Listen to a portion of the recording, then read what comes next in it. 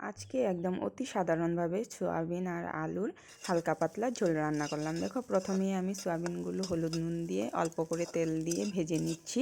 তারপর আমি এখানে ভেজে নেব সিদ্ধ করা আলুগুলো, গোটা গোটা, কিন্তু আমি ভাঙবো না এগুলোকে, যেহেতু আমি হালকা পাতলা ঝোল করব, আলুর দমের মতো করব আর কি।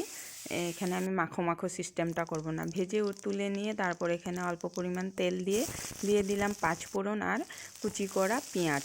সেগুলোকে আমি একটু বাদামি বাদামি হয়ে গেল, তারপর এখানে দেখো বেটে রাখা মশলাগুলো দিয়ে দিলাম। যেহেতু এই মশলাতে আছে আদা, জিরে, মৌরি, ধনে আর শুকনো লঙ্কা।